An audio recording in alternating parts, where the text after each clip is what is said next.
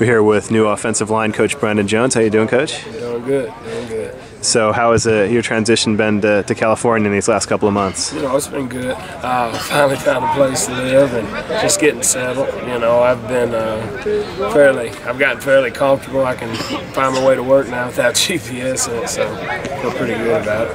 So Coach Ingram said the other week that that you guys really connected well when you're at the coaches conference, and he kind of laid down his opinion, like this is the guy with Coach Franklin. So you get a good feeling with those guys when you connected on the conference and started the ball rolling. Absolutely. I met Coach Ingram through one of my good friends, and I think I was sitting with Dana Holgerson, and I know he talked to Sonny, and Pierre called Tony, and I interviewed the next morning, and Tony liked me, and here I am. So you might have had some sense of what your personnel was like from the outside, but now that you've worked with them in the weight room, now you've had a chance to be out here on the field with them, what do you see in your core? Do you see a lot to work with? Yeah, I do. I think for them, obviously they've got 3 returners. Steven isn't out there now. I really consider Brian Farley a starter. I consider, Matt Cochran a starter, and just some guys behind that'll create some depth. I've been fairly pleased. They were pretty decent today. Obviously, there's always room for improvement, but across the board, I feel like we've got enough to work with to win some games. What's your philosophy and mentality working with offensive line? It's more just toughness, physical and mental toughness. I just challenge them, and, I put them in a lot of difficult situations, and, in the game they're able to respond. Any adverse situations, they're even keeled, and I think that's important. If we've got to make adjustments or anything like that, it's not a big transition because that's how we practice. I try to make them as tense as possible, so in the game, whatever the settings, the surroundings, nothing, phases them. So. Well, it seemed like you had some good battles over in the end zone on the one-on-ones. Do you like that competitive spirit out there? I do, and the thing about that is you can't hide. A lot of kids kind of cower down from contact. Hopefully they're not offensive linemen, but you kind of get a feel for people like that you can go to battle with, and people that are going to mix it up and be able to create some push, and we get in some short yardage situations. Any particular guys show a little nasty streak early on? Yeah, I would say Jordan Rigsby. He stands out the most to me.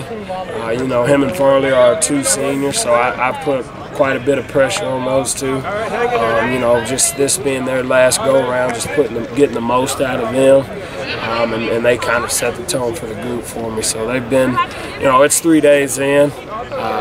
Ask me how I feel about them next week. It might change, but we're heading in the right direction. A couple of young guys that have been talked about being in the mix a little bit with depth at offensive tackle are Aaron Cochran and Vinny Johnson. Can you talk a little bit about what you see in them? Yeah, I think Aaron's got a little bit of room to improve. He is massive. He is athletic.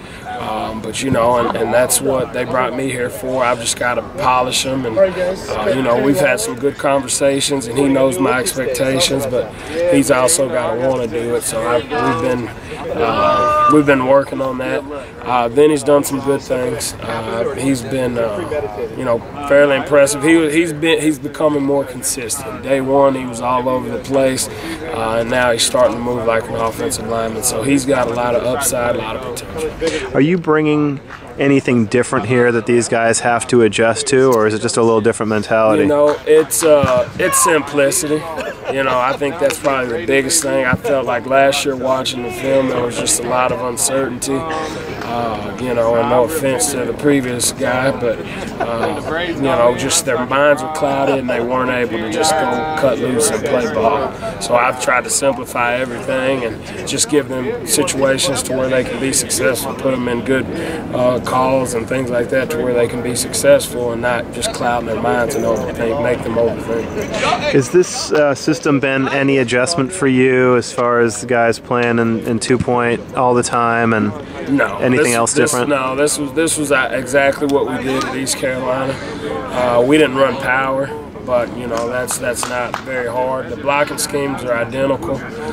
Like I said, that's just my job to make it easier. You know, so the kids, you know, we're an up-tempo offense. If they're out there, you know, overthinking things, they're not doing their job. You know, their job's to protect Jarrett.